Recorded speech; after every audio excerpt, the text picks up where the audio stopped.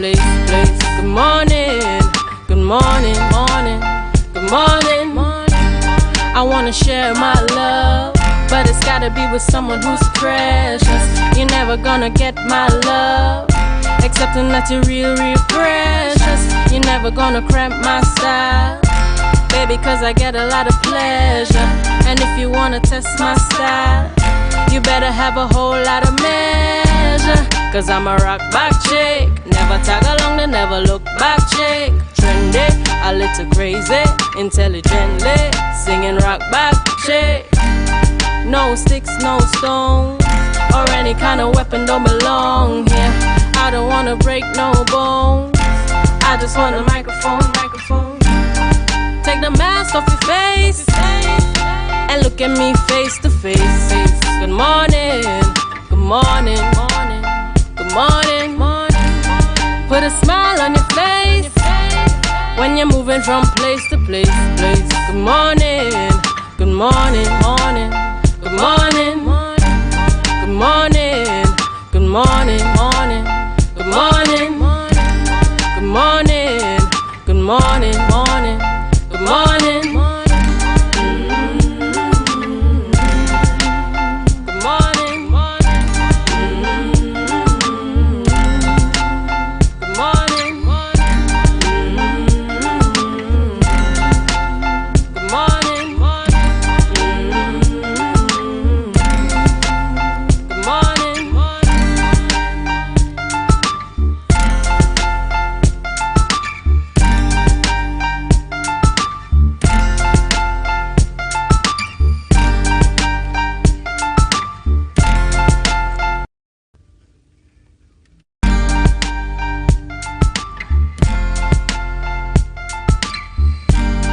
Put a smile on your face when you're moving from place to place. Good morning, good morning, good morning.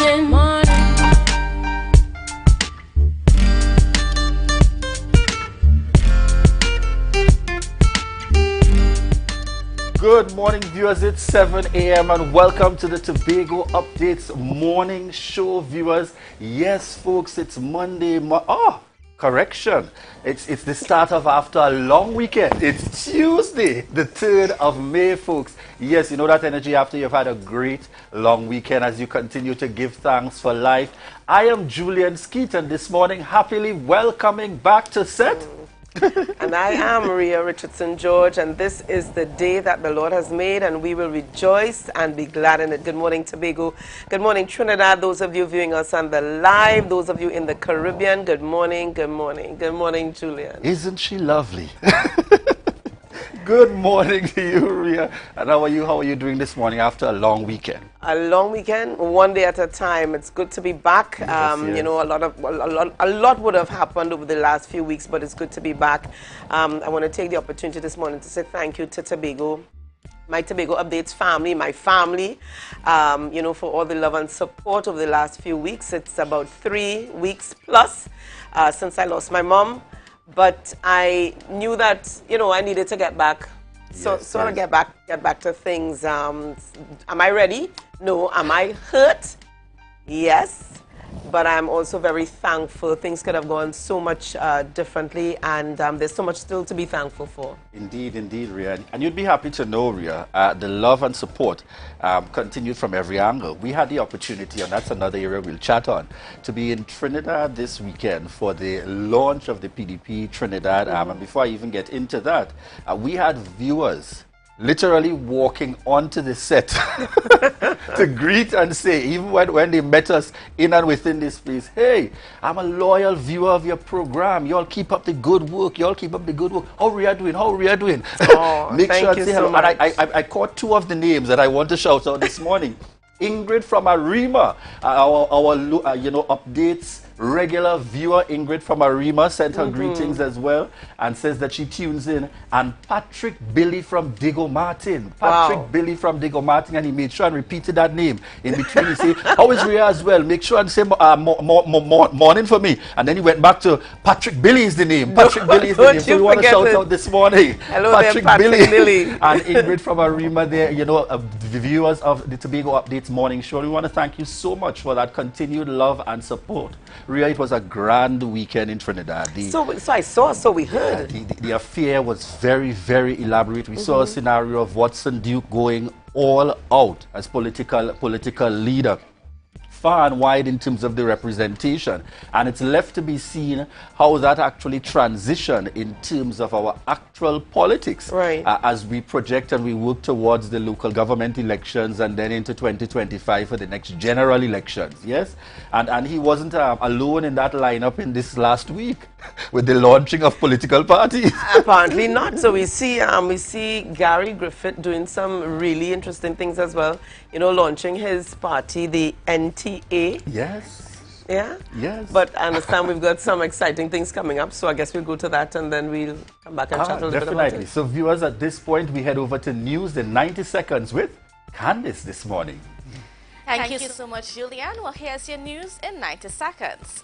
Chief Secretary Fali Augustine called for unity and an end to racist ideologies while speaking at the Eid al-Fitr celebrations at the masjid in Lowlands yesterday. Augustine, who attended the celebrations with his wife, remarked how easy it was for people to gather and celebrate each other in harmony no matter their religious backgrounds. He added that racism has no place in the Tobago space, whether it is politically motivated or due to pretentious motives. He believes persons peddling racist notions should be outrightly rejected. One of the roles of Deputy Chief Secretary is to monitor and influence policies within the THA. Speaking on the 4 Hour show, Watson Duke explained that part of his role is to ensure policies within the THA are working in the best interest of workers while achieving the mandates of the divisions. Meanwhile, he explained another role is advancing the quest for Tobago's autonomy. Duke said there is a team being built out in Trinidad that will be focused on lobbying central government. Now on to news from Trinidad. A special task force was set up to implement recommendations by a special team of investigators who looked into the abuse of children in the residential care. Last Friday in Parliament, Minister of Gender and Child Affairs, Ayanna Webster Roy, laid a report that highlighted disturbing information about physical and sexual abuse suffered by children in homes throughout the country, perpetrated by their caregivers and security personnel. Webster Roy stated she was heartbroken to learn of the abuses and promised to implement the recommendations as soon as possible. That was the news in 90 seconds. Back to you, Julian. Yes, and thank you very much there, Candice, giving us a clear sense of what's happening there in the news. And yes, folks, the patterned jacket this morning and the shirt, you know, and don't worry, you'll see the effect further by the time we get into photos. It's courtesy Checkpoint, and that's Checkpoint located at Upper Main Street in Scarborough, 639-5148. Remember to connect with them. That's Checkpoint. Checkpoint, located at Upper Main Street in Scarborough. At this point, viewers, is it that we're heading on into some birthdays just yet? Not just yet, just some quick shout-outs this morning. So special good morning going out this morning to my father, Elton Richardson. Daddy, good morning. Good to have you locked on this morning. I love you. Auntie Liz, good morning to you. Auntie Liz and Uncle Ray. My Auntie Esther in Trinidad. And this is just my support network this morning. My siblings this morning. Auntie Esther, Auntie Debbie, Uncle Neil, Auntie Anne-Marie, good morning. And Auntie Dora Lyons out there in the USA. So good morning to you, and it's good to have you guys locked on this morning. As well, very quickly here, good morning to Kayla John, who did my hair over the last couple of weeks. Kayla John out of Betsy's Hope, Tobago, 7719539. You can call her, weave, braid. Oh, yeah, you call her. All right? You name it. That's right. And hair sanctuary, thank you so much, Miss Hercules. Love to you as well. And this morning, makeup is good to see K's Artistry, that is Caricia Morrison, and you can contact Caricia this morning. Yeah, I didn't write that one down there, Leah. So I'm gonna get it. I'm gonna pull it up really quickly. 317-7308. That is Caricia Morrison, K's Artistry. 317-7308. There we go. All right. And at this point, we head on into our birthday lineup for this morning. So All true. right. Who do we have? Who do we have? Hey, we start off this morning. My very good friend, Sophia Cooper. Sending birthday shout-outs to Sophia Cooper. We trust that you have an enjoyable birthday celebration. Sophia Cooper this morning as a viewer of Tobago Updates morning show. We want to thank you so much for the love and support.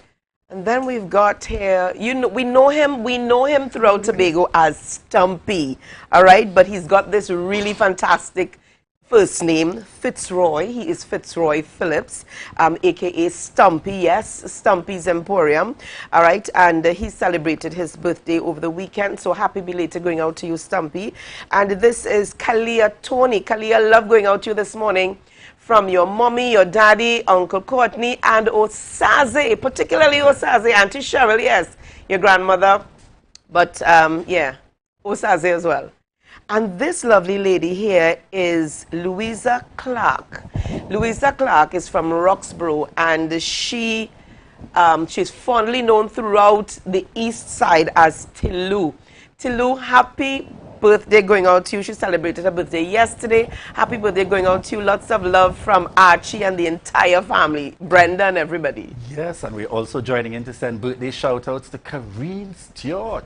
Kareen, we trust that you have an enjoyable one. I know that you know how to have fun, and I'm certain the celebration started over the long weekend. Most definitely. So Kareen Stewart, wishing you a very happy birthday. And we got a quick segment. There are some photos coming up, and this is a special segment just for Rhea Richardson George. Can you guess the year? Rhea, tell us the year. Oh my gosh, that I Next don't one, even folks. know. Next one. Rhea, tell us the year. Tell us, Rhea. What year is this one? This was 2018. 2018. I can't recall.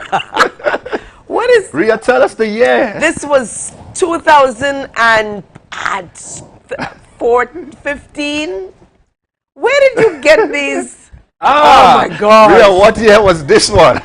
Oh my. I don't even remember. Y'all are some setups here, boy. Wow. I can't recall. I'm sorry. So Oh my folks, Lord, this yes. segment, Rhea would have also celebrated her anniversary, and we had this in store since. We said we're not missing the moment. Rhea, what year was this? This was recent. This was 2018, 19. Oh, this was last year. This was last year. Yeah, definitely. Bringing it right on up. Over the years, folks. And we want to, of course, continue to wish Rhea and Oswald the very best. They had their anniversary celebration in the mix. And we felt that we'd just rest that there for our viewers and for you, Rhea. That was lovely. Thank you. Viewers, we got an interesting lineup for you this morning. We begin the conversation this morning, as many of you would have known. Excellent presentation of bitter cassava, many in Tobago and beyond.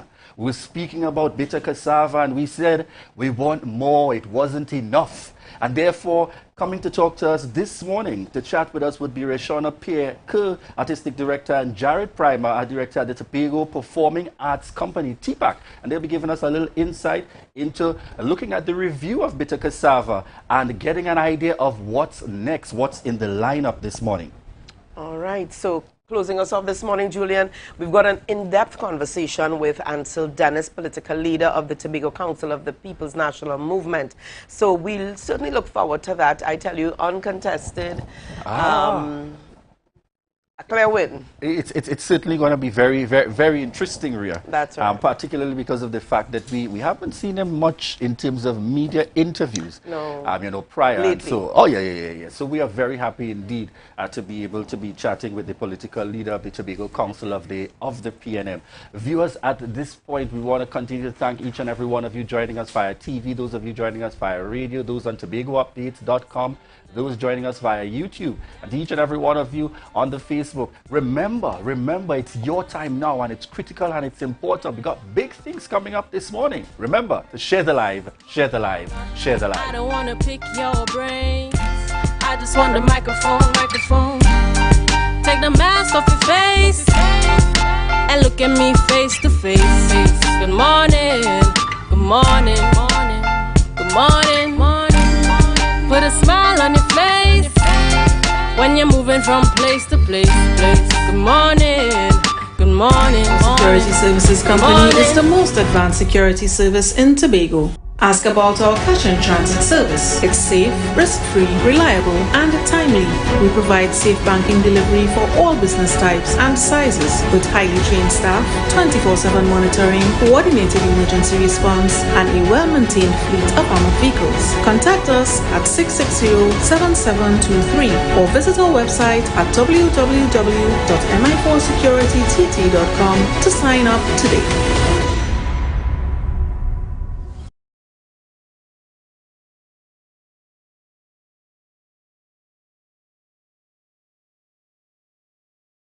Rest easy at American Stores. Up to 20% off. Outstanding discounts on selected Serta, Sealy, and Therapeutic mattress brands. Check us out today at American Stores, where we make quality living affordable.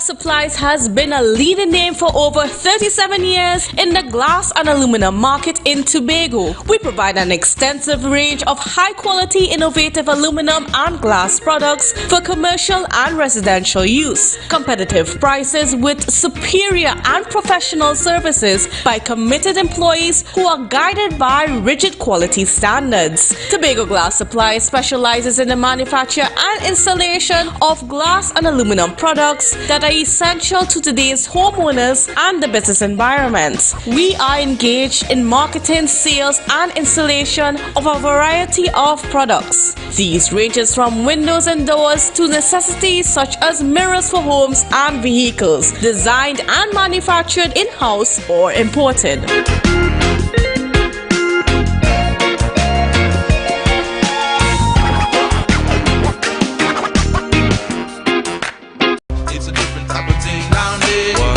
We party till we drop down there with a lot of pretty girls down there, down in Tobago. There's a taste in the air everywhere. Feel the vibe, cause it's something to share. Smooth, rich and creamy, you'll find it right here. Makes you smile, relax a while, it's fun and good cheer. Ooh, enjoy every scoop.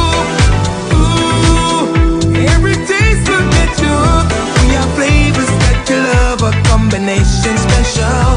Come along, enjoy your treats. This is Uncle Pete's.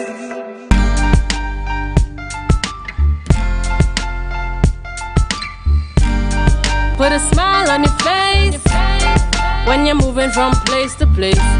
Good morning, good morning, good morning. Welcome back to the Tobago Updates Morning Show. This morning we are chatting with Mr. Jared Primer, the director of the Tobago Performing Arts Company, or TPAC. Along with him this morning, Rayshawn Kerr, the artistic director of TPAC. And this morning it's about Bitter Cassava, the post-mortem. Bitter Cassava goes on tour. Good morning and welcome to you. Good morning, thank you. Good morning, good morning. It's a quick correction for me because I have to always promote my film area. I'm the film director of TPAC, promoting film all the time. Okay, and you know with Jared Primer, we've got to, we should know that by now, yeah? Yeah. Okay, so my apologies. Film director.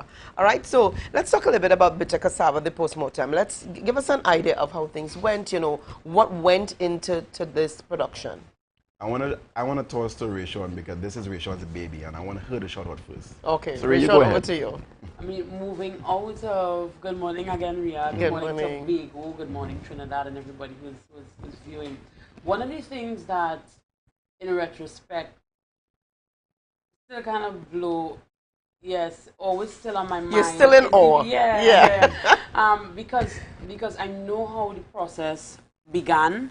And like I said to Julian the last time we were here, it took us about 3 months to mount a production of that scale. And to see how it moved from TPAC's core team to including so many young Tobagonians, technical specialists, musicians, and people in the community. And then to see what it blossomed into, even in the face of adversity and challenges. I think that Bitter Cassava remains kind of etched in our minds, and it became so resonant because of the spirit, that spirit of community that went into the making of the play. Just in terms of the postmortem, for the most part, things went how we had intended for it to go, and I think Jared will agree with me when I say it went better. Things went better. It was you very, very well received. The support, the review, the commendations were unanimous. We have seen a large influx of students asking to be volunteers, and national spaces in the country calling us and saying, consider this weekend, consider bringing it at this period. And it is because of that, as well as the foresight and the and just that spirit of let's do it, let's keep it going, of our line secretary, Councillor Tashia Boris, that we've really acted on that demand. So Bitter Cassava will be backed by public demand. Before you jump in here, Jared, Rayshon, you spoke about adversity. What was some of the adversities that you all would have faced, resulting in, I guess, the great ending? I think one of the biggest challenges was just that's the space issue. We had challenges with Shore Park not being ready, and for a number of reasons, a number of reasons that are already known to the public. And because of that, and because of outside of Shore Park, Tobago really does not have a space that it is designed for formal theatre. All the conventions of the formal theatre, that type of thing. So Shore Park really is that space, and in the absence of access to Shore Park, we ended up in Magdalena, and that was a shift the week before the show, Jared? Yeah, that was a shift before the week before the show. Yeah. It required a significant infrastructural move, because Magdalena's ballroom is not designed for theatre of that nature and of that scale. And I mean, sometimes when you're talking about it just kind of sounds, oh, so you move from one space, but the type of manpower and planning and the logistical. Ooh, it was something. People just saw the shift. People just saw the shift. They don't know what happened behind the scenes. It was intense. No It was intense. Okay. It was intense. All right, film director, let's talk with you now. And I have Yes. to, yes, I put it in. Film director. Nice, thanks, All right. Rhea. So tell us from your perspective, Jared, what it took to bring this idea, this story to life. I want to say it took courage. I think that is the best response I have. I functioned as the production manager for the show, so a lot of the heavy mammoth moving kind of fell squarely on my shoulders, and I, of course, must shout out our CEO, Mr. Elvis Rajman, because he championed the cause. So we're talking courage. He was the first person in the front of the line saying, we're going. Yeah. We're not stopping, we're moving. You know, and Rayshon, of course, held it down, making sure the performances were pristine, and pristine they were. All right, Shaquille Jones, our choreographer, made sure that the dances were not just unique, but they were pointed, towards what the play really spoke to, and the play speaks to so many important things. So I'm saying all this to say that despite the challenges, it was worth the effort. Yeah. So courage. Yeah. And stick-to-itiveness is a nice word people like to use in Tobago. I'll use that word, stick-to-itiveness. In retrospect, what would you say about the production itself in terms of, is there anything that you'd change? Is there anything that you'd add? Is there anything that you'd, if given a chance to do over, you would adjust? Well, I could jump in and Rayshon could jump in. I'm just going to be very silly. I have a little one verse inside there, and I wish I had two verses, so I would want that. You know, but the play has a life of its own. At this point, after doing all the work in the background, the play begins to live and breathe on its own. So this is a very simple way of saying that any changes that need to be made actually will naturally begin to happen. The actors have owned the work. The director has trusted them to now take it forward. Of course, she will tweak and shift and so on as we go forward. But they have begun to live the work. So the work will continue to grow naturally, which is the nature of theatre. Yeah. Okay. Yeah. Sure, you want to add? I agree with Jared. On the artistic and the creative end, there is very little to be done because so much has gone into the work. Where technical is concerned, we still have some things to iron out. Just in terms of the relationship with the vendors and all the other players on the ground, the musicians. There are things that we would want to. I'm just kind of fine tune to make the production. Because we're talking about production, this living thing. The production process. How many persons were involved in? I saw the reaction on both their faces. 70. 70. 75? Well, if we're counting creative, artistic, but everything and everybody, it could be over 80, you know. And what sort of age range we're talking about here? What was the age of the youngest person? 9. The youngest, yeah. We had some children from the community, from our community group, Zanti in particular, playing the duends. And the youngest child was 9, and the oldest. And you're trying not to tip anybody's Yeah, no, Well, I mean, since I only play, it might be me. no, it might be you. Ask Calypso Merchant. Yeah, early 30s. Good one. Yeah, but there is work to be done. And I mean, the only thing I would do differently at this point, and I think TPAC CEO would agree, is we're asking the question of how can we get more people to see the show? How can we continue to keep the buzz and the swell and the wave going? Because more than entertainment, the work is also, it has a significant educational value. And we saw it when we did a specific show for students, and the students came out and they spoke about the experiences. So there is more for people to see, and there is more people to see. So that's kind of where our head is all of us. Can I quickly plug in one more thing, if I can? Yes. Because it's not been said very often, all right? And we're being very real here. I think we trust Tobago Updates and the family here. That the Tobago space is actually in need of this revitalization when it comes to theatre. And this work is so very important, especially if it travels, for people to see what Tobago can offer. This is very important to us, so we are very proud of that responsibility to show this is Tobago, this is what we have, and this is what we can share with everyone. So do we have your commitment that this is the beginning of greater things to come? I mean, Absolutely. You guys are probably Always. pretty young. You all don't know, would not know the days of Best Village. Because, like I said, you guys are pretty young. You know, this is our Best Village Queen here, right? We have a Best Village Queen right next to us, so she knows.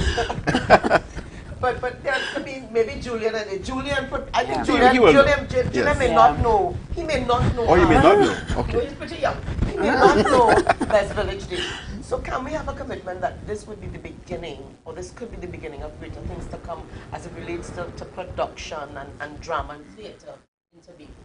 Well, Absolutely. I would say yes as well, because I mean, Absolutely. I always tell Rishon, and of course, I'm not the person to say this, but I'm taking responsibility that she represents the future of performance in Tobago. And I am very happy to serve, to help, to bolster, and to help her to grow. And at the helm, I think she will make sure that she doesn't stop working. She's worse than me, which is insane. And then you two are married, so I'm not sure how your spouses are taking that, you know? Sometimes they get a little licks, Oh, but God. for the cause they love it. For the cause, yeah. But this is our commitment that TPAC is certainly poised to continue the growth of performance, and not just in terms of theatre and dance and acting, because we must big up our musical director, Mr. Justin Peterkin, and his very mini orchestra, because one of the high points, one of the high points of this show, the music was fantastic. As a matter of fact, the chief sec himself, my classmate, the Honorable Farley Augustine, said the music was phenomenal. And that's the response we've had from everyone. He didn't just say it because it's Tobago. You know, he gives it to you straight. The music is phenomenal. So we're really excited. I kind of also want to jump in. You know, sometimes the machinery that is a production, you see it, and not all the time you can see the process or the back end of it.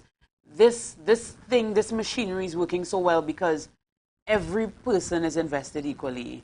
Every person understands their role, the children, the technician, the member of the team, who've had to work tooth and nail, night on night, very late hours, 2 a.m., back out at 7 a.m. Those ungodly hours. People get it. The team gets it. They understand that the thrust is, by TPAC's mandate, it's to take Tobago forward. It's to take Tobago into the future performance and entertainment and edutainment and everything that aligns. So all of the members of the team, OJ, Shaquille, Jared, myself, Justin, headed by Elvis Rajman, the CEO. And if you know anything about Elvis, he does not stop. Yes, he doesn't stop. He keeps going and he keeps going and he keeps re-inspiring and that is where we're at. And I mean, we're very, very grateful for the support of the division, as well as the support and the commitment of the Chief Secretary. Okay, John, you were going to add Quick plug, because I have to, once again, big up the film. And this is what is so unique about this version of Bitter Cassava, which apparently people are touting. We're not saying it. People are touting this might be one of the best versions I've seen. But, I mean, we let the crowd say that. However, there is a little bit of a film component inside of the work. Because TPAC is really always about doing that kind of mixed media production. I wouldn't say anything more about it. I'm just saying there's something in it. There's some surprises inside there. All right, very quickly. How is there an opportunity to see the film, to see the production another time? Yes. So we are going on tour and we are announcing on dates here. So I will just announce Tobago and let the Rachel announce Trinidad. Okay. So Tobago, get ready. Look, there's my camera. Tobago, get ready. May the 14th, Bitter Cassava returns to the Tobago space. All right. Rachel, give us the Trinidad dates. And on the 28th and the 29th of May, we head to the Southland in Naparima Bowl. So Southeast, get ready. On the 3rd and 4th of June, we are in the North in Queen's Hall. All right. So Bitter Cassava really goes on tour. Yes. All right. Now, very quickly here, because we're wrapping up with you guys, what is it that you would want the viewers to know about? One thing that you'd like them to know about Bitter Cassava? I think it would be all of the bacchanal, I would say, and all of the serious themes that you will live, you will see it in the work. Bring a handkerchief. Big man crying this thing. Yeah. And we're being very real. So come and be emotionally inspired and awakened. Yeah. Okay. Thank you so much. Yeah. I mean, Bitter Cassava allows you to dream again. You go through all the stages of your life again, the child, the pain, the hurt, the hardship. And we saw the buzz on Facebook. So just don't take our word for it. Listen to somebody else who has gone. You have to be there. You have to see it. You have to experience it. You don't want anybody to be talking about it and you're not sure what happened or how it happened. Don't miss it. Don't miss it. Got it. I don't think, what else can we say? Viewers, just be there. Okay, be there. And it's happening in Tobago on the 14th. So for those of you in Tobago, 14th, Naparima, 28th and 29th, North is 4th Queen's Hall, 3rd and 4th. 3rd and 4th. There we have it. Thank you so much for being with us and all the best to you. Thank you. Thank you. All right, so viewers, lots more coming up on the Tobago Updates Morning Show. You don't want to miss this next segment. Julian goes in depth with the political leader of the People's National Movement, Ansel Dennis. You don't want to miss this. Stay tuned. Are you looking for that all-in-one shopping experience? Then look no more. Visit Lamb's Best Mart for your grocery items, fruits and vegetables, drinks, home items, stationery, gift items, hampers, shopping gift cards, toiletries, small hardware items, and much more. We provide order and pickup service, even delivery to your door. We are your friendly community supermarket. Check us out today at Lamb's Best Mart, located at 22 Daniel Trace Canby, or visit us on social media at Lamb's Best Mart.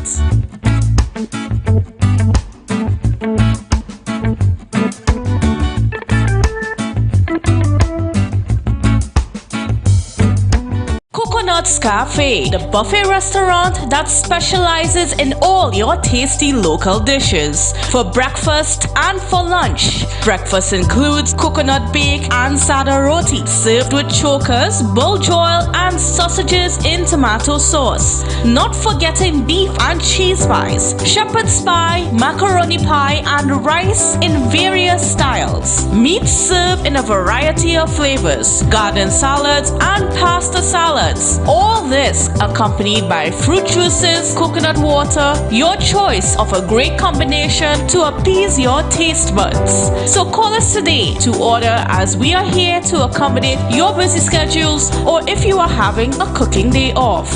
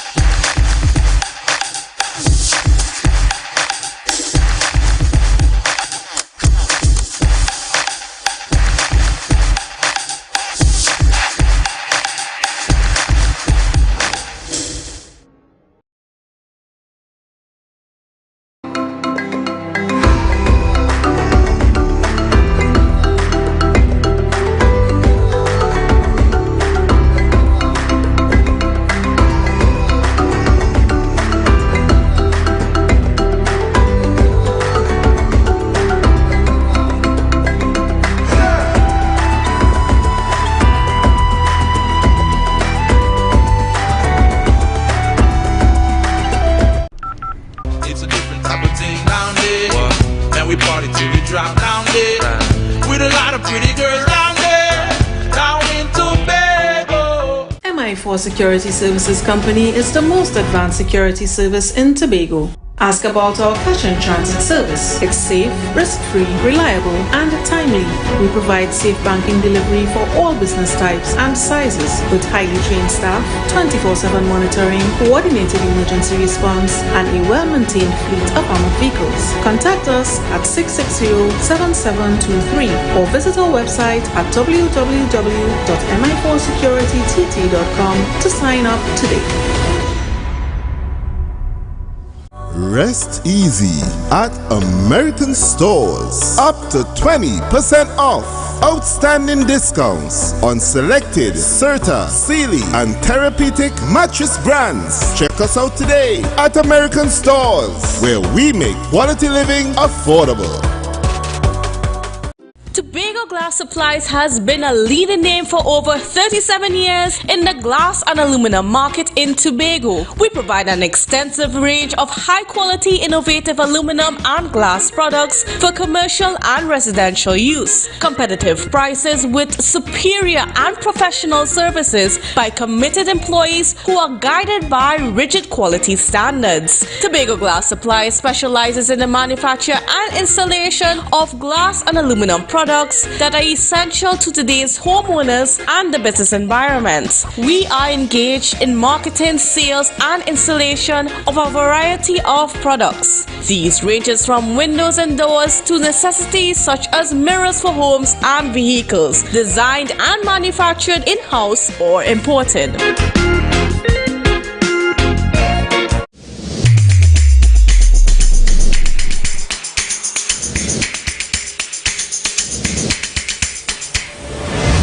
Morning, morning, good morning, morning.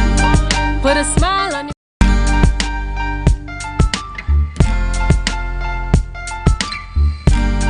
Put a smile on your face when you're moving from place to place. Good morning, good morning, morning, good morning, morning.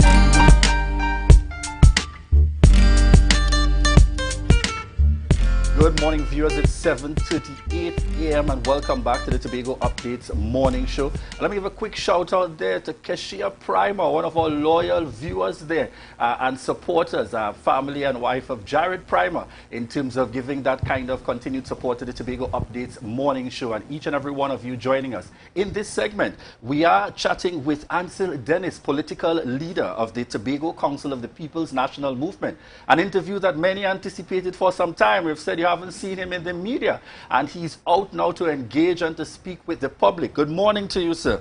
Good morning, sir. How are you going? And Fine, fine, thank you, and it's good to have you on. It's a pleasure. And let me, of course, say good morning to listeners and viewers, PNM supporters, PDP supporters, Tobagonians generally, and persons who may be viewing this from other parts of the world.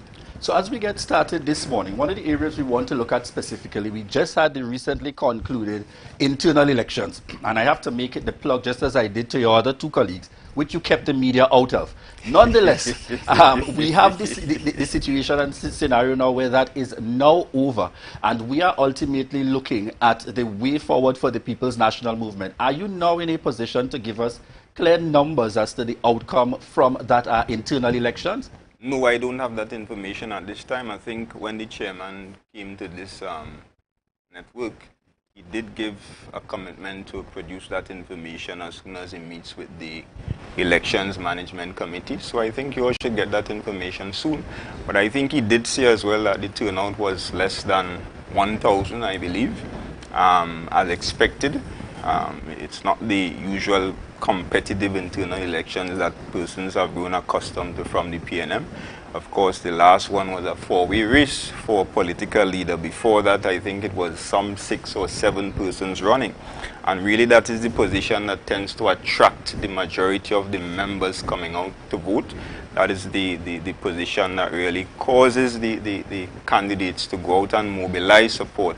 Because, of course, at that time, political leaders were almost automatically vying for the position of Chief Secretary of Tobago. So the low turnout was expected by me, and therefore I think now that we have completed this process, it's really time for us to hit the ground and begin to rebuild. All right, so we haven't had you on before, and we had to treat with some of the things that happened prior before we delve in fully. From the political perspective, having sat as Chief Secretary for what would have been a turbulent period in the context of the Tobago space, some would say that there were many fallouts, naturally because of how this occurred. Some say he resigned, some say he was removed to put you into the seat, and some describe it as he got the seat by default and now nobody challenged him. How do you feel moving forward in that context, not necessarily having had a challenge and some believing quite naturally you ended up in these positions by default? Well, I feel very comfortable. I think when I look back at my track record as Chief Secretary, and not just me as Chief Secretary, but what the PNM team was able to accomplish during that very turbulent period as you described it, I am very comfortable that we did right by the people of Tobago. And of course, the Chief Secretary is elected in the House, not necessarily by the people of Tobago. Our elections are conducted in such a way where we vote for assemblymen, and then it is the assemblymen who go to the House and elect the Chief Secretary. But I think looking back, it was indeed a difficult period, but a period which we managed the Tobago space in a very respectable and commendable manner. I think we were able to provide support to a number of Tobagonians to the tune of millions of dollars in business support, millions of dollars in social support. I think even the farmers, the persons in the agriculture sector, welcomed the new energy and vibrancy brought to that sector. We were able to make preparation to place lands into the hands of some 200 farmers during that period. We started the Tatco company. That company is well on its way to delivering creditably to the people of Tobago. I understand that the capital of paradise is now back in Tobago. The process for the repairs began during that stint as Chief Secretary as well. Even for the tourism sector, we started some very important discussions with Caribbean Airlines, and we now see the announcements where we have direct flights from New York, Barbados. We saw the return of Virgin Atlantic, British Airways. All those were things that happened under our term of office. In addition to that, there has been some improvement in the sites and attractions. Buku Boardwalk, a very popular area now that was established during our time. So yeah, there were a number of things that were accomplished. It's interesting. You list out a number of achievements, and more specifically, you touched on the Buku Boardwalk. In hindsight, do you agree that that was money well spent in terms of the estimates of just of about 7 million, I think it was? Of course it was money well spent, because at the time, and I still have the same belief, that Tobago needs to invest more in terms of its physical infrastructure specific to the tourism sector. And it's not just for tourists, it's not just for foreigners to come and enjoy, but it's even for our local people to come and enjoy. And I'm happy that almost every day when I look at Facebook, somebody is on the Buku Boardwalk taking out a picture, spending time with family, conducting a wedding or a birthday photo shoot or something like that. And for those who are involved in marketing, they will tell you that that is really a suitable and appropriate way to market Destination Tobago. So I think it's money well spent. Spoken like a true politician. And therefore the question would be asked, if all these achievements which would have been listed and persons had other feelings about it, what then accounted for the major defeat? Because it wasn't just a defeat, it was quite major given what would have been a 21 year span in terms of leadership. What then accounted for the major defeat of the People's National Movement at the last THA election? Well, incumbency, mostly. Of course, there were other reasons, but I think mostly it had to do with incumbency. And you know, I spoke about achievements just for the last 2 years of the PNM under my stint as Chief Secretary. But even prior to that, under Kelvin Charles, under Orville London, the Tobago space was transformed. No community right now is without a community facility. No community right now is without a sporting facility. The road infrastructure, it's not perfect, but it's far better than many areas in the country, right? And I think any individual in the Tobago space who is honest with themselves can in fact look back and say to themselves that the PNM did transform Tobago, the PNM did contribute significantly to Tobago's development, and we have a proud track record of development. But notwithstanding that, every year you spend in office, it becomes increasingly difficult to continue to please the population. Because, of course, at one point in time, the cry was for community centers. No community, well, most communities were without proper community facilities. And therefore, we delivered that, and people were pleased, and people continued to support us. But clearly not pleased enough. well, at the point, enough, and that's what we want to get to. Right. In terms of what may have accounted for it, because I want to also respond at the same time as you're speaking to facilities and so on. There was major spending which happened, which you administrated over as Chief Secretary. You know, within that time, and particularly coming through what was the initial period that you had served, and then through what was a 6-6 period.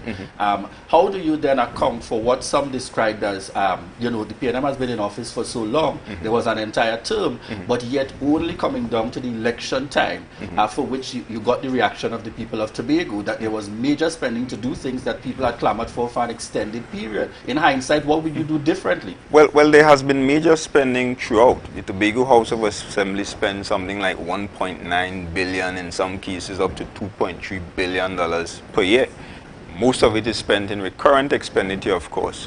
But I was making the point that as time went by, it became increasingly difficult to continue to please the electorate. And I was making the point as well that incumbency had to be the number one factor. A lot of people felt, look, after 21 years of PNM, even some of our own PNM people were saying that it's time for a change, time to give somebody else a chance. But that was the story you all was singing then. I'm just saying what I believe was the chief reason for us being in this position. So people were saying, give the PDP a chance. Of course, we were saying, on the other hand, don't take any chances with your future. And here we have the PDP today taking chances, right? So in terms of the spend, let me deal with that. When I became Chief Secretary, I had a mandate to basically fix Tobago's problems and deliver to the people of Tobago. And I want to pause at the word fix, because there will always be things to fix. This PDP administration, who promised to fix everything, they will come to the end of their term and still discover that there are a lot of things to be fixed. 50 years from now, right, me and you will be old and grey, enjoying our retirement, and there will still be things to fix by the younger people coming up after us, and that is just the reality of politics and development on a whole. But were things fixed under my watch? Definitely.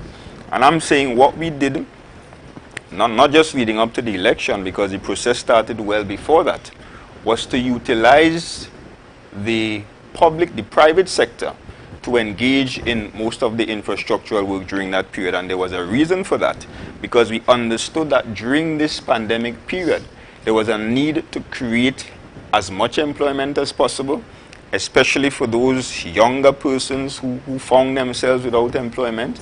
And we felt that during this period of, you may want to call it a recession, but I will say during this period of a pandemic, where a number of jobs were lost, And the economy was, well, the economy in Tobago, and not just Tobago, but nationally, was severely distressed. Then there was a need for us to create that kind of stimulation.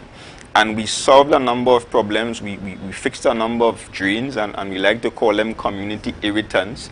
There were some cases where persons were suffering as a result of those irritants for years, right? And the division, yes, there are employees within the division charged with that responsibility. We like to call them gangs, right? But those development teams, but they did not have the capacity to deliver the volume of work that was required. And let's face it, my own experiences, the average development team may take approximately, in some cases, 18 months to deliver a project. You put that same project into the hands of a private company, a small company in the Tobago space. They will engage the same Tobagonians and get that same project done in a matter of 2 months maximum, right? So that was the manner in which we did it. We engaged those private companies. You may hear our opponents talk about only certain contractors benefited. The truth is, even small contractors in the Tobago space benefited, because we developed a specific program for small contractors called the Community-Based Infrastructural Program. In addition to that, we had the Agricultural Access Roads Program going on for a number of years. We also had the school refurbishment program going on for a number of years, and a number of small contractors benefited. So that money you talk about us spending leading up to the election, it wasn't necessarily leading up to the election. It was a policy triggered by, I would say, my administration. Of course, it's the same PNM, but with a different chief secretary coming in, a number of things took a slightly different direction. As I mentioned before, you saw the new energy and vibrancy in the agriculture sector, because I saw the need to place personal emphasis on that sector. So I'm glad that you mentioned that, having taken on that responsibility in particular, because as you very well know, those same agricultural road access programs and a number of the other areas you mentioned in particular are some of the areas currently under investigation and being put before having major questions being asked by the current administration to really get to the bottom of it. But I want to delve in a little further into what would have been that 6-6 period, where some have asked the question specifically, where was the leadership of the Chief Secretary at that point? We saw some variation between, which was then political leader Tracy Davidson Celestine and Chief Secretary Ansel Dennis, in some instances where people felt that the Chief Secretary should have been more at the forefront in terms of moving things along. How do you respond to that now, looking back, in terms of what the eventual outcome was? Well, I think I was very much at the forefront. I believe personally, and I think many Tobagonians will support me in saying this, that I provided leadership to the people of Tobago during the most difficult period, at a time where people did not expect that level of leadership coming from this young man, to be quite honest, right? So I was at the forefront. I spoke to the people of Tobago. I cautioned, in some cases I chastised, because at that point in time we were at a period in the pandemic where it was very important for us to manage the cases. So I think I was very much at the forefront. Of course, the political leader, being the Secretary of Health, had responsibility for the health aspect of it. But as Chief Secretary, I was never missing from the job. I worked every day and every night. With the political leader being the Secretary of Health, can we therefore expect to see a similar kind of move where the new political leader would be aspiring to, or maybe potentially called upon to be sworn in as a councillor within the current construct? Because you see, it wasn't anticipated in that time, where it is after Kelvin Charles took up, would have taken up political leadership. We saw the former Chief Secretary being able to conclude his term. That did not happen. By the time the last political leader took up political leadership, we knew that there was a movement and there was an entire change in terms of the structure with her entering the politics. Can we expect to see same now? Because obviously we know that the minority leader has at his discretion in terms of to advise the president regarding the removal and the appointment of. Should we have any anticipation there? I will only go into the Tobago House of Assembly chamber under 2 conditions. One, as a stranger, as we like to call it, an ordinary member of the public, to witness a sitting if I so desire, or the next time I'm elected as an assemblyman. all right? When we wait to see you hold fast to that word, your former political leader had an interview and said the same thing before, and then the story changed after. We want to get a sense in terms of moving forward, specific to what we would have seen ultimately coming out of that period, as we said, in relation to the 6-6. You were particularly identified as having contributed to the defeat. And these were the words coming from your former political leader in terms of Ansel Dennis has to take direct responsibility. How do you respond to that at this point now, sitting as the political leader? The same way I responded to it back then, where I said that I am not going to engage in any blame laying or tit for tat with anybody. Right? The party will do its introspection to determine exactly why we are in this position. And as I said, there are several reasons, and I think the chief reason has to do with incumbency. But now is not the time to blame. Now is the time to introspect. Now is the time to rebuild. Now is the time to put our differences aside and begin to unite and heal this party as we go forward. What do you think you can bring different to the table? The conversation has been had that Ansel Dennis is no different to the circumstance of the former political leader, and by that we mean quite clearly, you come with baggage. Baggage in the sense of you've been a part of the former administrations that would have made certain decisions, which certainly Tobago responded to say, we're not prepared to accept that. What do you feel Ansel Dennis can do different now in order not to attain the same kind of result as your former political leader? Well, you use the word baggage. But I would not focus on baggage. I will focus on track record, because I'm saying the PNM as a party. Track record too. The PNM as a party comes with a track record of delivery and service to the people of Tobago. From over London to Kelvin Charles to myself as the last chief secretary, we serve the people of Tobago. Yes, we made some mistakes. No administration is perfect. But I think, and I said this before, if anybody is honest with themselves, they have to conclude that the PNM delivered to the people of Tobago. Now, some may say we didn't do enough, especially in circumstances where our opponents were saying to them that we got $40 billion over the last 20 years or something like that, they were saying.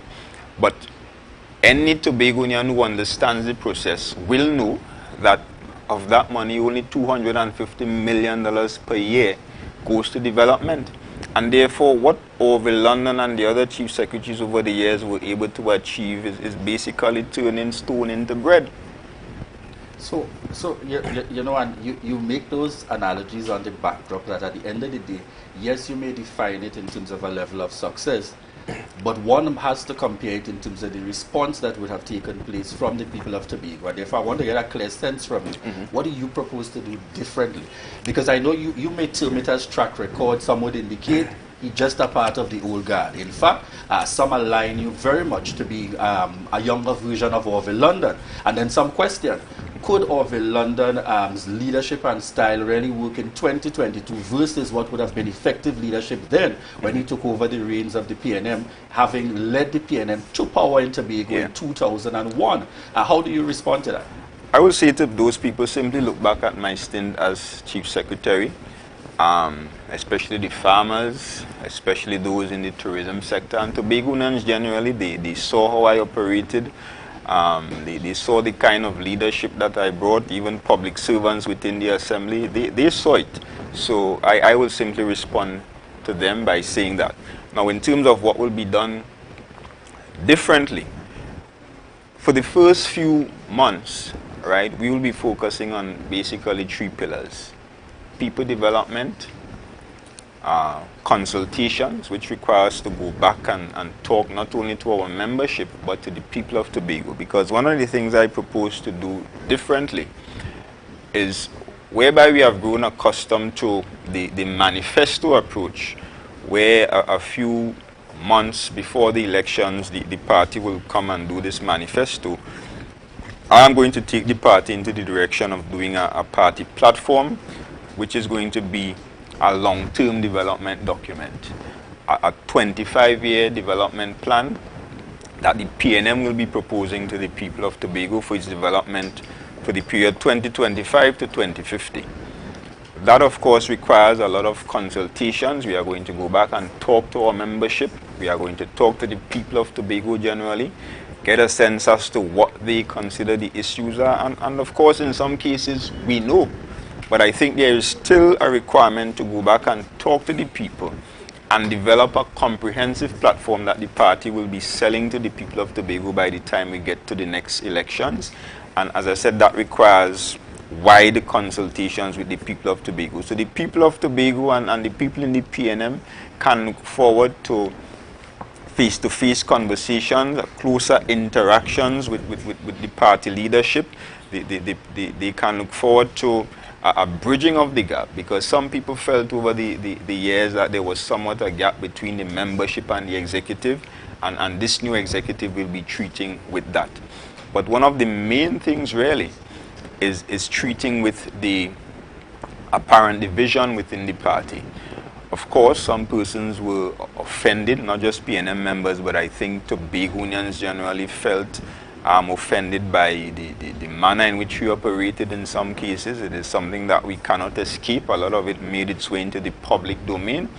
And I want to take this opportunity to say sorry to the people of Tobago, not just the party membership, but to the people of Tobago for some of the things that were done, for some of the things that were said, for the ways in which we operate, which were completely unbecoming of the principles upon which the PNM stands. So that is going to be one of the main agendas going forward. The chairman hinted to it, the need for healing, the need for reconciliation, and that is going to be one of the major focuses going forward. I'm happy that you touched on the division, because that's a real issue, I think, facing the Tobago Council, even as Tobago looking on. And one of the things that would have been posed to your chairman, and it's important to get it from you as political leader, that healing process and treating with the division, it's no secret. There was a clear fallout with the former chief secretary, as it appeared to Tobago. You all put it nicely. So some were led to believe, some still felt they weren't satisfied with the manner in which he was treated. You saw it happening in other areas where candidates were changed, etc., which led to a defeat in the respective areas. How do you propose as political leader to do that reaching out? Because it is one thing for your chairman to say that he'd be reaching out and coming from a perspective of never being apart, but you come from a perspective where your reaching out may be very different because some would have seen you as being apart. How do you propose to deal with that as the current political leader? By my actions, right? And when I say actions, specific things will be done to attempt to include persons. So one of the things we have already started doing is to establish a number of committees, and those committees will include and will continue to include persons who I believe felt that they were no longer a part of the process. So my way of treating with it is to engage those persons directly, personally. In some cases I intend to engage all of them, even those who, whether they supported Orwell London, whether they are Tracy Davidson, Celestine fans, whether they are Kelvin Charles fans. At the end of the day, my message is that there is one people's national movement and there is a need for us to all come together. So I intend to engage all those persons from the top right down to the bottom to ensure that we are able to heal this party. And as I said before, we can't just talk it, but we have to do it. And I think part of doing healing is to engage and embrace those persons and say, come on board, help me do this, help me rebuild this party by functioning in this specific area so that we are able to achieve certain objectives. Tell us, we saw what the division did in terms of the political leadership being in one person, the chief secretary being in another. It was said at the time that that was definitely not the ideal situation for the Tobago Council of the People's National Movement. But here it is, that the Tobago Council has ventured once again into that kind of arrangement where the political leader is separate and apart from the minority leader. How do you see that working in going forward? Well, it can work in the interest of the party once managed in a very mature way, and I think that is the important thing. Here you have two young men who have their own minds, adults, and people should be treated like adults. That is how I see it. So for me, I definitely will not be telling the minority leader what to do and what to. Kelvin is a big man, and Kelvin will be allowed to operate as such. Of course, the party will provide the necessary guidance, and I think so far the minority leader and the councillor are doing an excellent job in terms of keeping this administration in check. And they were able to do that even without specific guidelines from the party, because of course we were going through this internal elections process.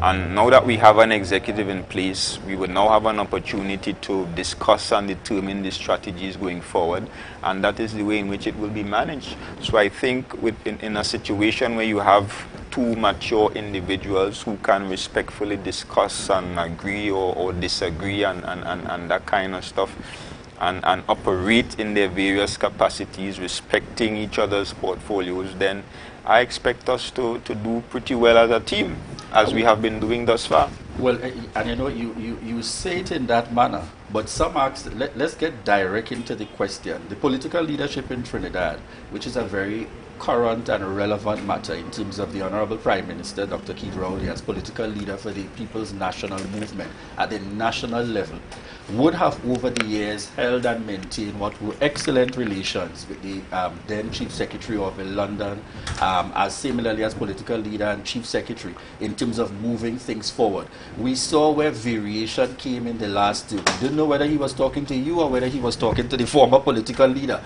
My question at this point in moving forward, because the PNM always usually would preach about the fact that the strength of the party in one context is the Tobago Council, but it has the added support of what is the national reach for the benefit of the people of Tobago.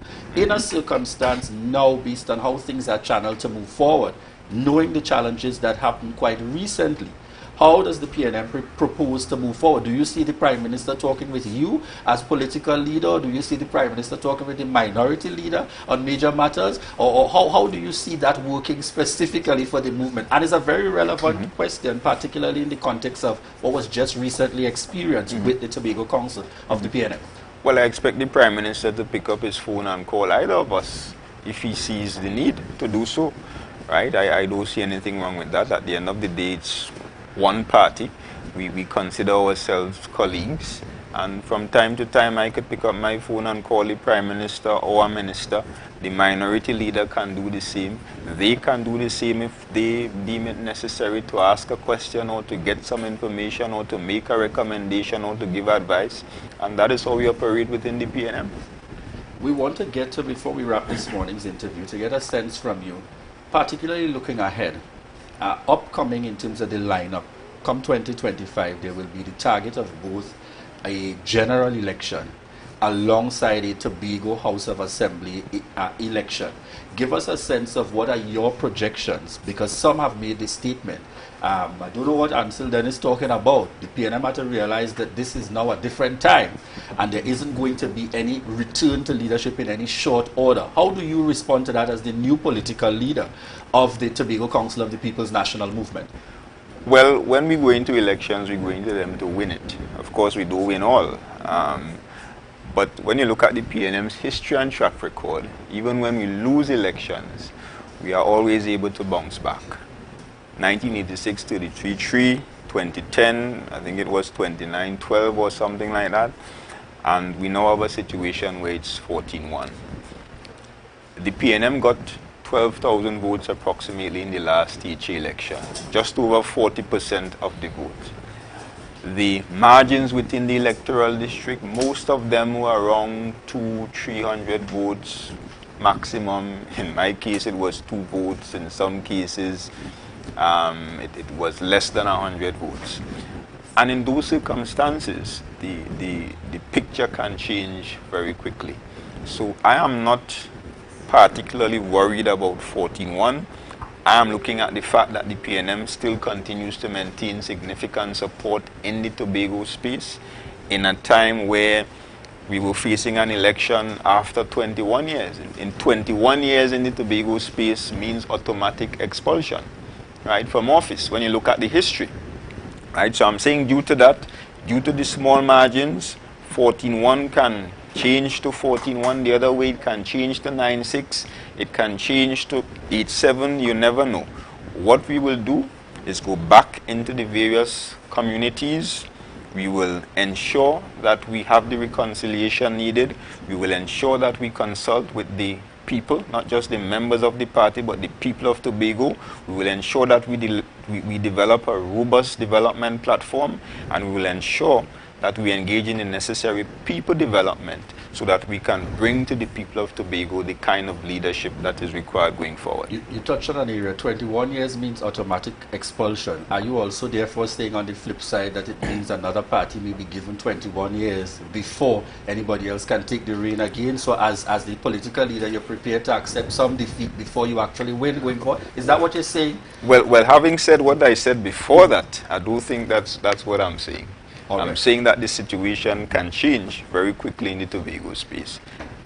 I want you to say, as we close this morning's interview, in terms of reminding the people of Tobago, and we speak very broadly, you have indicated and some have highlighted the successes of Ansel Dennis specifically. Some have highlighted it in a manner where things definitely weren't right, which is what certainly led to the defeat. Your name has been called in many circles, whether it is the chief secretary that's focused more on, in his tenure it was more about PR and heading out in terms of reaching out. In his tenure he did a lot of background work because he was stifled by the political leadership in terms of moving forward, and a number of other concerns that may have been raised. But as we close this morning, I want you to give the people of Tobago a sense of the way forward under Ansel Dennis. Well, again, reconciliation is what we will be focusing on mainly to ensure that we are able to heal the divide within the party.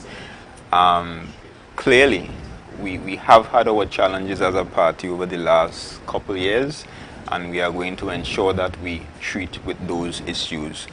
The other thing is consultations. The people of Tobago can look forward to seeing more of us on the ground, talking to them, treating with their needs, discussing their views and aspirations for the development of Tobago going forward. And coming out of that, before the next Tobago House of Assembly election and general election, they can look forward to us proposing a robust PNM platform for the development of Tobago that is not going to be short term, but it's going to be a 25-year strategy for the development of Tobago. Of course, it will be subject to review periodically. And in addition to that, we are going to place significant emphasis on people development to ensure that we develop the skills of the talent within the party so that they can be placed into positions of leadership when we in fact get into office the next time around. All right, and one of our viewers is Presley. Are we going to see that working relationship with the minority leader to move the party forward? Because they have noted particularly and carefully, you made no public commendations or recognitions to the minority leader having been the only one to win his seat. Can we look forward to what would be a better or certainly an improved working relationship to move the Tobago Council of the People's National Movement forward, particularly in the context of the fact that the division has led to where it is at this point? Yeah, well, I think they may have missed the commendations. I did congratulate the minority leader, and I continue to recognize his efforts as minority leader at this point in time. And yes, the people of Tobago can look forward to that continued working relationship. And let me say again that I have absolutely no intentions of going into the THE as any councillor. I think the minority leader and the councillor has what it takes to represent this party for the next 4 years in terms of keeping the opposition in check. And what you are going to see is a situation where the minority leader will be free to engage in his responsibilities, and as political leader my focus will be on the party. So I will not be necessarily interfering in the operations of the minority. We are going to operate cohesively. We are going to, of course, discuss matters from time to time, but you are going to see that synergy going forward. All right, viewers, so we have it there coming from Ansel Dennis, political leader of the Tobago Council of the PNM, in terms of giving his commitment to certainly move the party forward to victory in terms of that target, and a specific indication similar to that to the chairman, expressing and saying sorry, and indeed it takes a big man to be able to come forward and say that, just as we would have heard from the chairman. And rightfully so, the political leader has reinforced that the actions will also follow in terms of forming this new direction direction for the Tobago Council of the People's National Movement. So we thank Ansel Dennis, political leader, for joining us on set here at the Tobago Updates morning show. Viewers, we want to remind you, just as we prepare to head over to the final segment this morning, to share the live, share the live, share the live. If you see or know about a crime, report a crime safely and anonymously. Call 800-TIPS. Help stop crime. You can play your part safely and anonymously. Report a crime. Earn a reward. Call 800-TIPS. Help stop crime. Be a hero. Champion. Fearless citizen. Be a crime stopper safely and anonymously. Call 800-TIPS. Help stop crime. You can now get whatever you need whenever you need it anywhere in Tobago with Tobago. Your meals, medication, groceries, and shopping all delivered directly to you. No more hassle, no more stress. Get the Tobago app today on Google Play or Apple App Store. That's TAPPOGO and let us deliver to you. Check our website at www.tapogo.app or call the experts at 494-TOGO and 484-4746. Tobago. Relax. We will get it to you. Tobago's at your service. It's a different type of thing down there. And we party till we drop down there. With a lot of pretty girls down there. Down in Tobago. MI4 Security Services Company is the most advanced security service in Tobago. Ask about our cash and transit service. It's safe, risk-free, reliable, and timely. We provide safe banking delivery for all business types and sizes with highly trained staff, 24/7 monitoring, coordinated emergency response, and a well-maintained fleet of armored vehicles. Contact us at 660-7723 or visit our website at www.mi4securitytt.com to sign up today.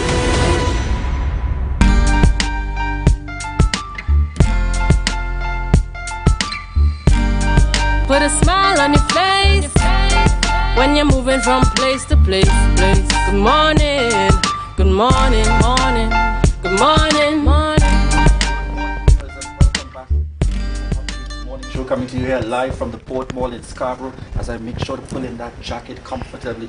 We are on the shirts and everything, just to make that connection with Checkpoint, located at Upper Main Street in Scarborough.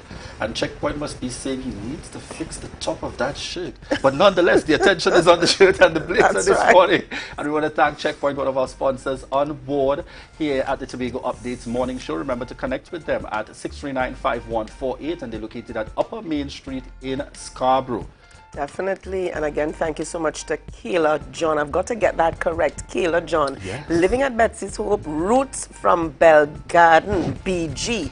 All right. So, Kayla John, thank you again this morning for the hairdo, the hair did. Yes, and viewers, you can't see it from my angle, but the effect at the back, it's not just down there. Very well done. Let me just toss a little bit to the front here. So it's got, all of this good stuff going on in the. This is really, I would say, yes, Auntie Ria. Make sure you see the full thing. Definitely. So thank you so much.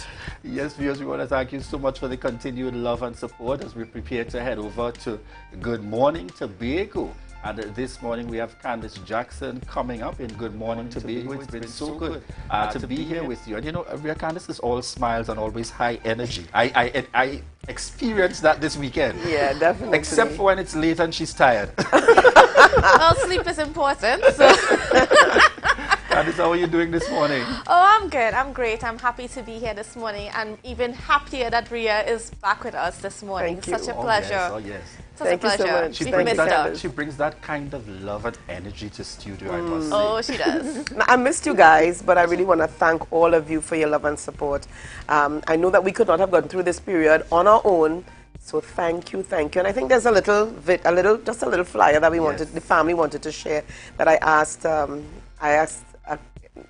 our director. I'm not calling names. Yeah, you've got it up. Our director to put up. So thank you so much. And this is the lovely Joan Richardson. To know her really was to love her.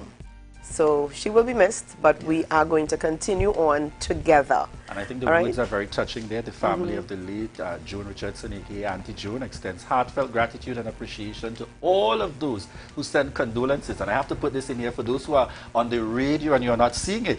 Well wishes and tokens of love over the past 2 weeks. Your thoughtfulness and support during this challenging time has been greatly appreciated. So certainly that's for those of you who are joining us. You know, some of them driving and on their way. Yes, yes, On the move, most definitely this morning. And Denise, we want to say hi out there to you wherever you are. And we trust that she's well. All right, and you know, Ria, you got to remind us of those protocols. I tried my best while you weren't here. What do we got to do? Okay, you've got to wear, let's see if I can remember. It's been a while. So you've got to wear your mask, sanitize, and socially distance. All right. Yeah. Bye everybody. Folks. See you tomorrow.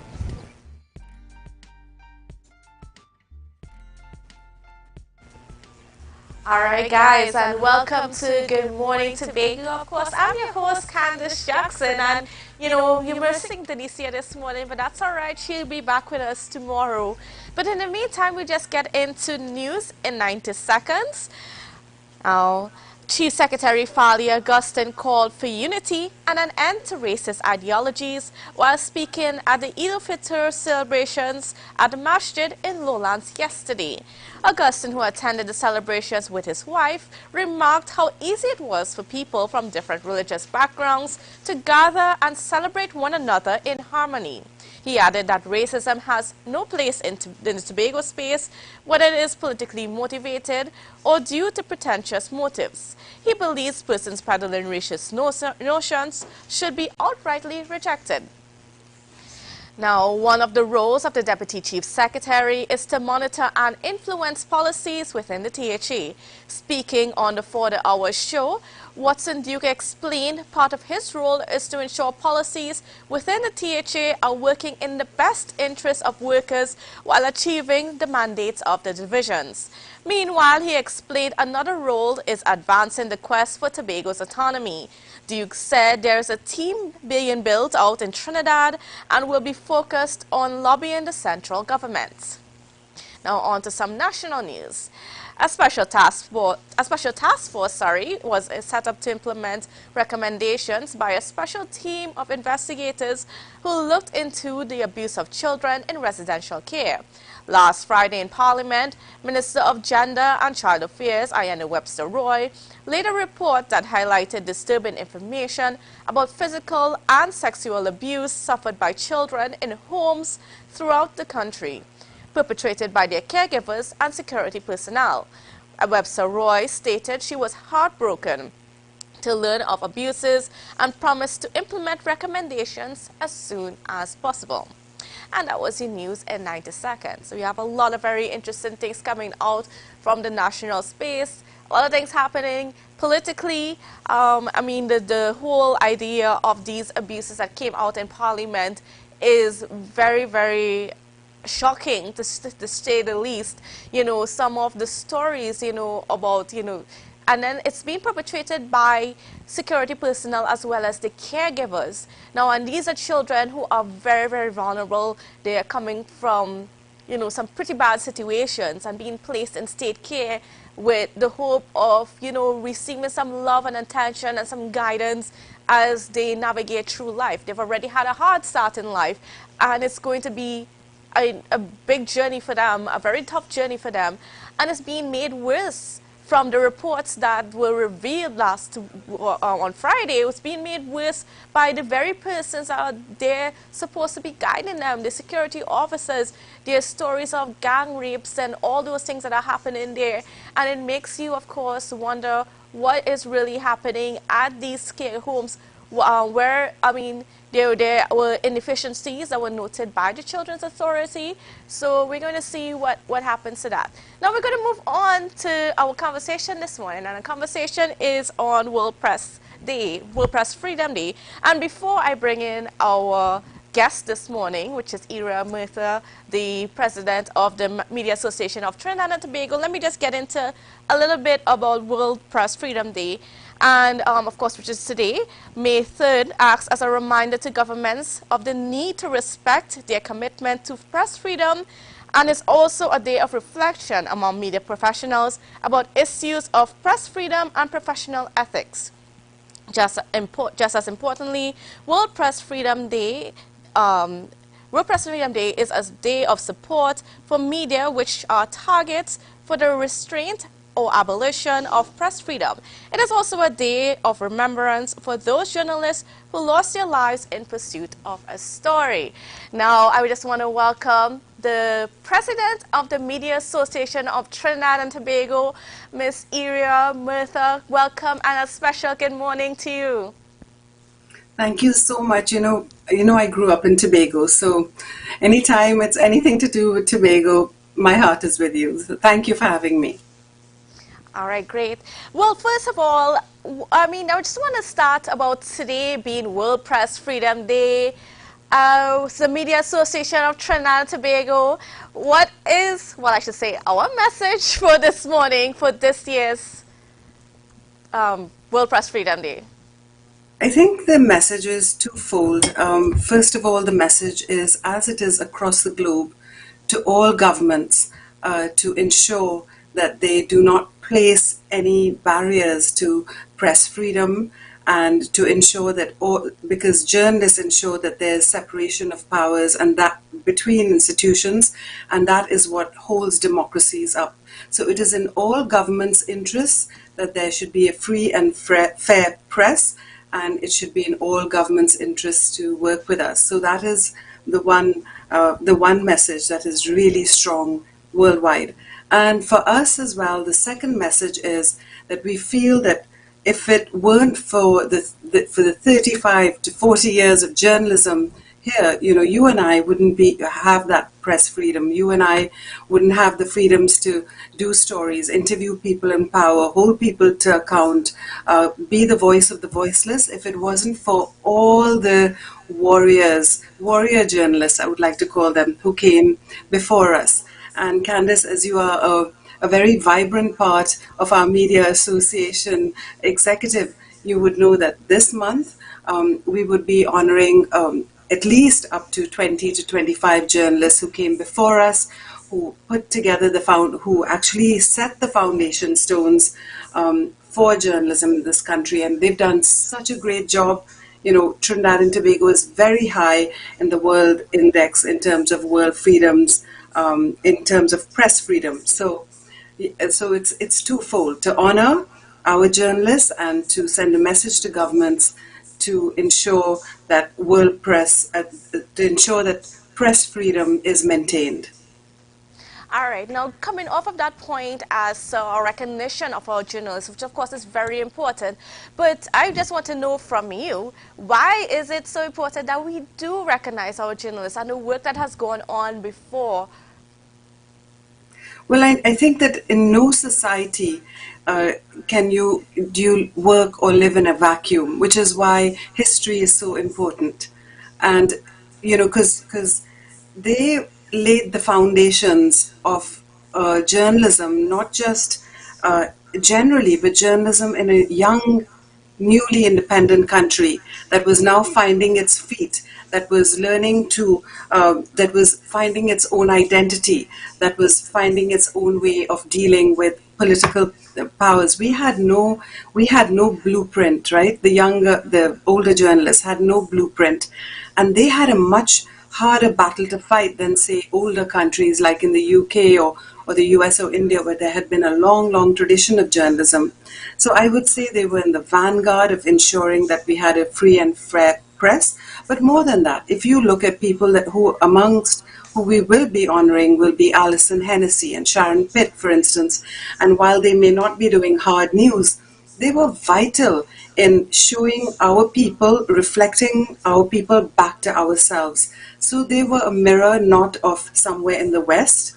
They were a mirror of who we are. So when Sharon Pitt covered the carnival, or Alison Hennessy covered Best Village, it was a way of building up ourselves, our pride in our own heritage. And we have such a rich heritage.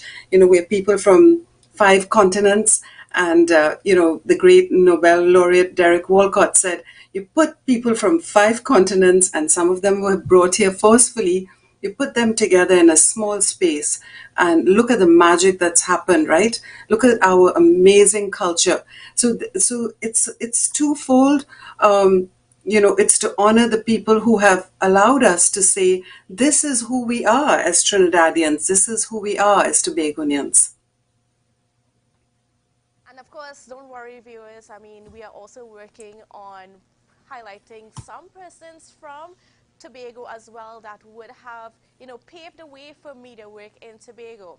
Now, I want to just switch the conversation a little bit more to, what the purpose of the Media Association of Trinidad and Tobago, because what I recognize in era as we put all these information and so on, we have this this consensus, I should say, or a notion or a belief among the population about what math is.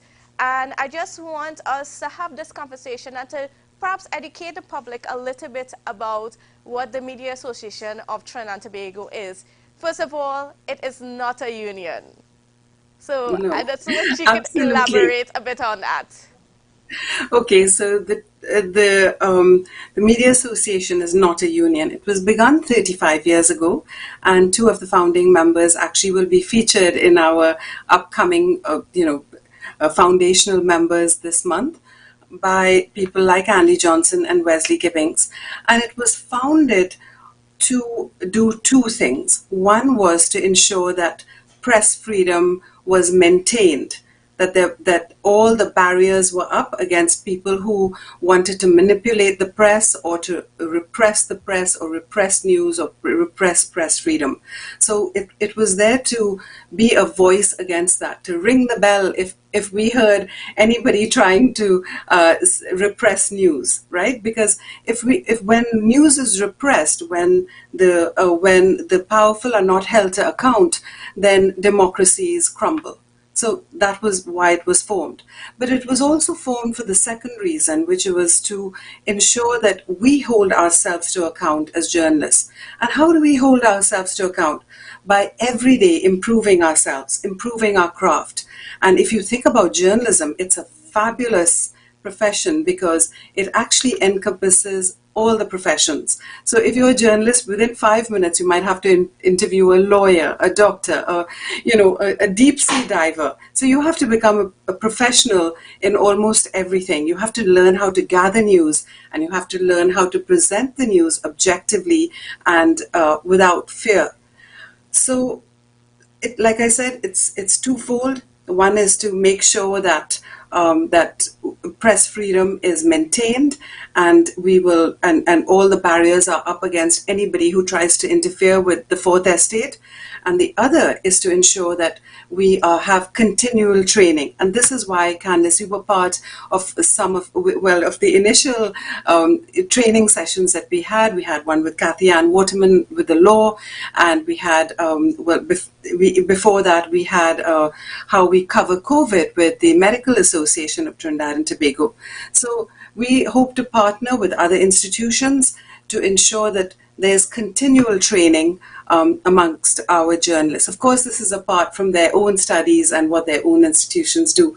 We don't try to redouble, or nor do we have the authority to redouble the work of editors and publishers. We are here to support that. And as you said, there's a fine line actually, and we've had this discussion before as an executive, that there is that fine line between what we recommend and what journalists actually do in the newsroom. It all comes down to the individual media houses and what the editors decide that goes forward. That's right, Candice. So we are here as guiding general principles to ensure that world standards are maintained. And a lot of people have complaints about the press, as we know. As journalists, we get more complaints and praise than any other profession. And I would like to remind the population that if there are any complaints, there's a separate complaints body. It's a complaints authority that's independent. So if there's any complaint towards any journalist, that complaint needs to go there. And also, of course, in-house complaints should be handled by editors and publishers.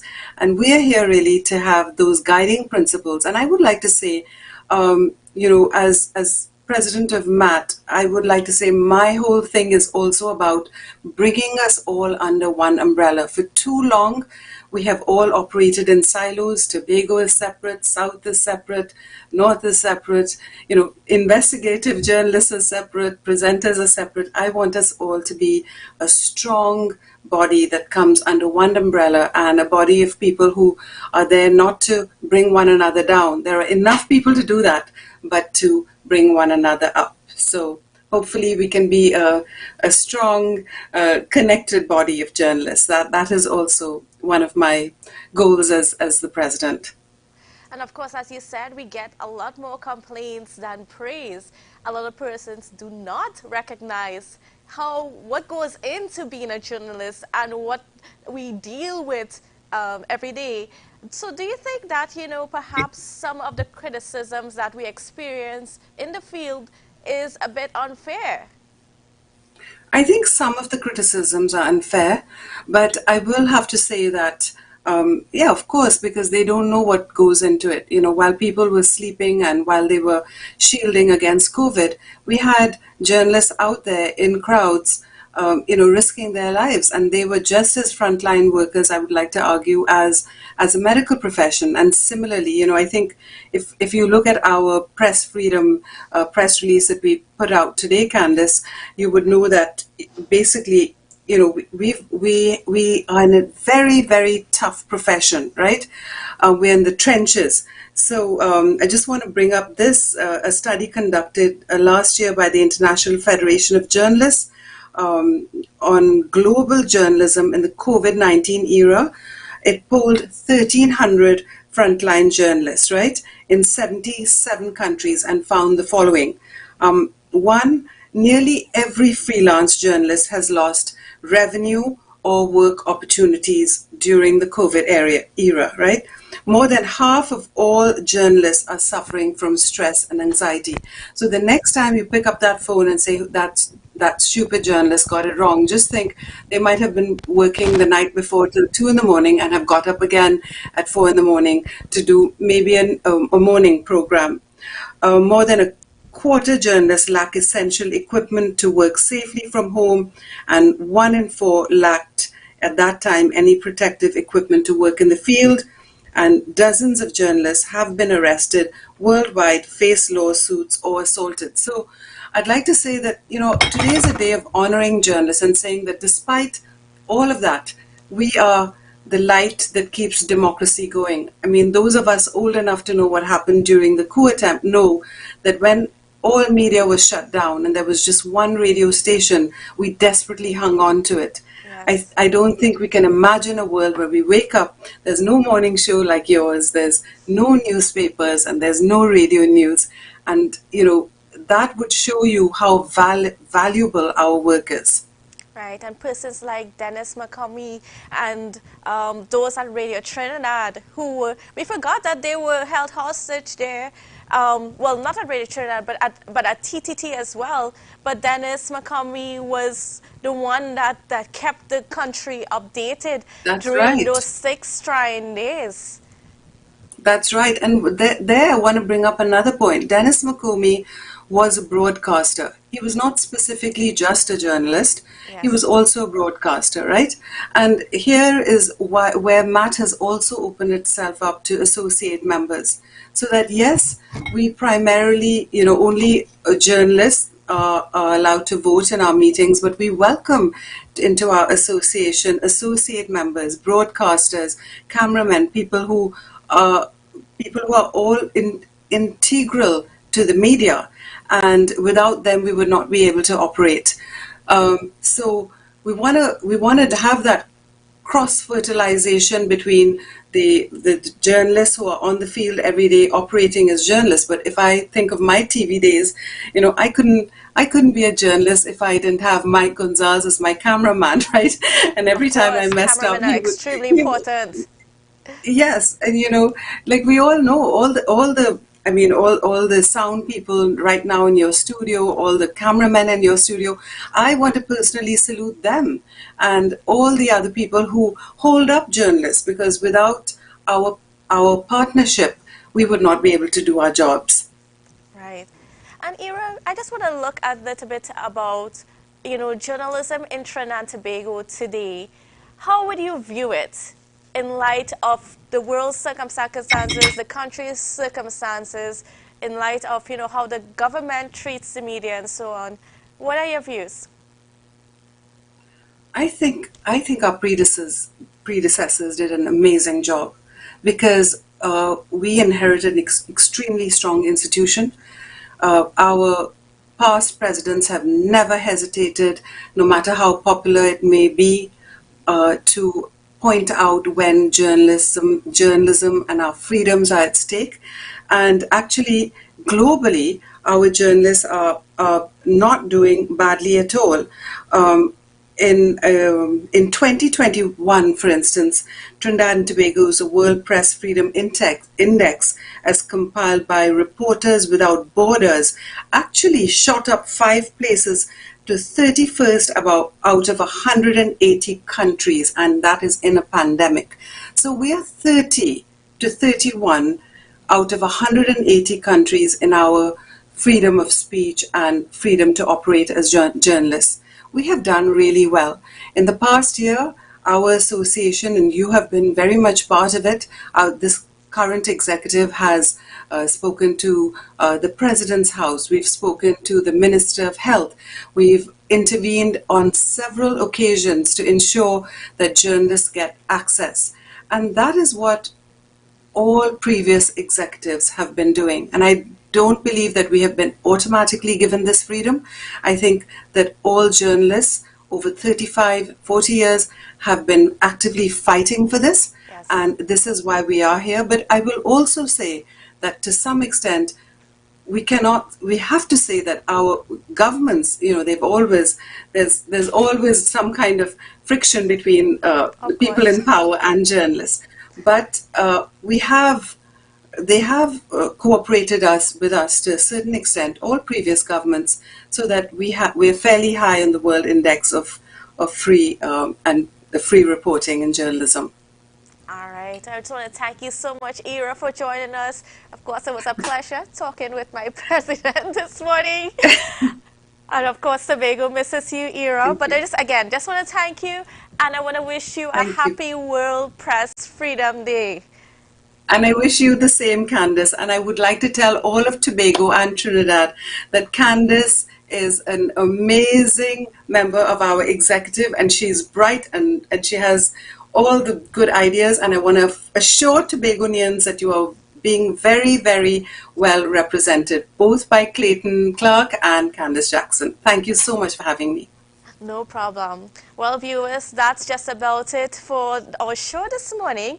But before I go, of course, I want to extend a very special happy World Press Freedom Day to all of my colleagues, whether you be journalists, cameramen, sound technicians, editors, directors, producers. It's a whole lot that goes into this production. Of course, you see some wonderful things coming out of, like Tobago updates, but it is not possible without all those persons in the background. I mean, you see my face, you will see Denise here, you will see Ria and Julian, but we are just a small part of what you all are able to see this morning. But I just want to wish all of my colleagues throughout a happy World Press Freedom Day, and we hope that we can continue to be able to, do our jobs to the best of our ability and bring to you, the public, that information that you want to see and hear every day. So that's it from me, viewers. Candace Jackson, and I just want to wish you all a safe, happy, and productive day. So see you tomorrow. Yeah. Hey. Tobago updates. Good morning, Tobago. Wake up with Candace and Denise. Let's go, go. It's a brand new morning. Rise up to a brand new dawning. As the passion start to rise, the energy fill the skies. I say thanks for favor to wake up and hear me neighbor. 60,000 people strong.